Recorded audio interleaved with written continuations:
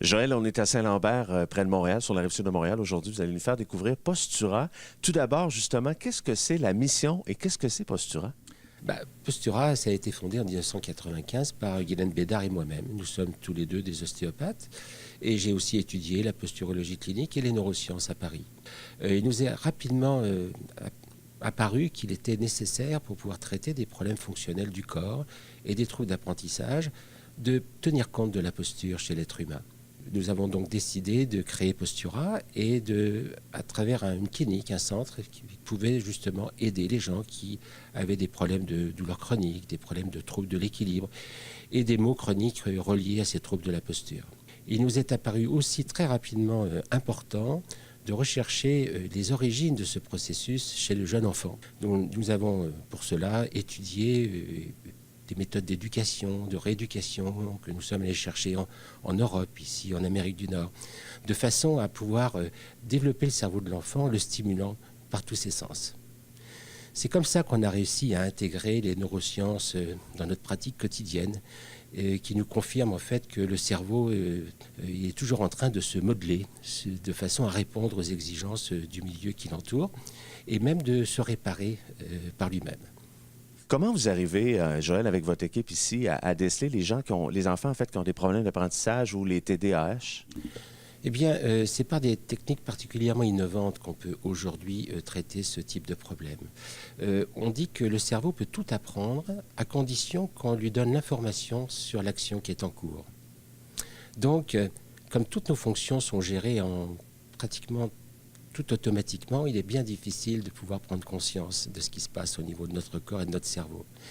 Et c'est en utilisant particulièrement des techniques qu'on appelle de biofeedback et de neurofeedback que nous arrivons justement à pouvoir faire apprendre des différentes fonctions de façon physiologique. Par exemple, les méthodes de biofeedback vont être utilisées pour apprendre comment respirer, comment marcher, la posture, l'équilibre. Par exemple, on respire 30 000 fois par jour et pourtant on n'a pas conscience de ces 30 000 respirations.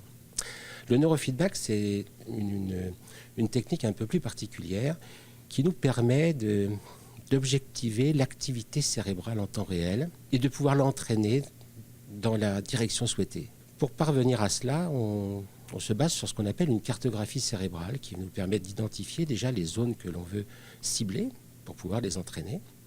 Et ensuite, nous mettons la personne en activité réelle de son cerveau et on va connecter ce cerveau à un feedback, donc un retour d'information, sous la forme soit auditif ou visuel, c'est-à-dire soit sous la forme d'une vidéo ou d'une musique. À ce moment-là, à chaque fois que le cerveau va aller dans la direction souhaitée, eh bien, la musique va être agréable à écouter, le film va être agréable à voir.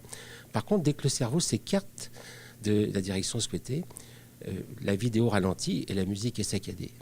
Donc, la personne est prévenue de comment agit son cerveau et on va l'entraîner. Le sujet, pendant 1 heure, va être convié à équilibrer la plupart du temps des ondes lentes par rapport aux ondes rapides de son cerveau, ce qu'on trouve notamment dans le déficit d'attention. Joël, également, vous travaillez avec les sportifs? Oui, mais pas seulement avec les sportifs, bien sûr, puisque, comme on le disait tout à l'heure, le neurofeedback, le biofeedback va être utilisé pour les troubles d'apprentissage, le TDAH, la dyslexie, la dyspraxie, la dysphasie, la dysorthographie, tous ces troubles qu'on dénomme des troubles 10, des YS, mais ce n'est pas uniquement, non seulement avec les enfants, ça peut être utilisé aussi pour les adultes, pour tout ce qui est fatigue chronique, anxiété, douleur chronique, fibromyalgie même. Bon, bien sûr, il ne faut pas oublier quand même que ces méthodes sont utilisées pour monsieur et madame tout le monde. Donc, évidemment, pour les sportifs, les jeunes sportifs qui doivent, s'ils veulent pouvoir profiter de leurs compétences pour une activité sportive spécifique, bien développer leur posture et leurs apprentissages cognitifs. Mais il faut aussi prendre en compte que ça peut être utilisé pour un adulte dans son milieu de travail, pour augmenter ses performances cognitives dans son cadre de travail, puis également aussi par les personnes âgées. C'est certainement d'ailleurs là où le neurofeedback, le biofeedback et nos méthodes vont pouvoir être le plus utiles pour éviter le déclin cognitif lorsqu'on commence à vieillir. Joël, parlez-moi de neurofeedback. C'est une nouvelle science? Oui, c'est une jeune science qui est particulièrement utilisée aux États-Unis et notamment en Californie. D'ailleurs, à ce sujet, il faut noter que l'Association américaine de pédiatrie, qui regroupe quand même 60 000 pédiatres en Californie, a statué sur le fait que le neurofeedback était aussi valide que les psychostimulants pour traiter efficacement le TDAH. Après une vingtaine d'années, quel est maintenant votre grand objectif professionnel? Guylaine et moi, on veut continuer à contribuer pour la santé neurodéveloppementale de l'enfant, surtout pour qu'il puisse répondre aux grands défis du monde actuel. Puis aussi aider les adultes à garder une santé cognitive et physique dans le cadre d'une santé globale et naturelle.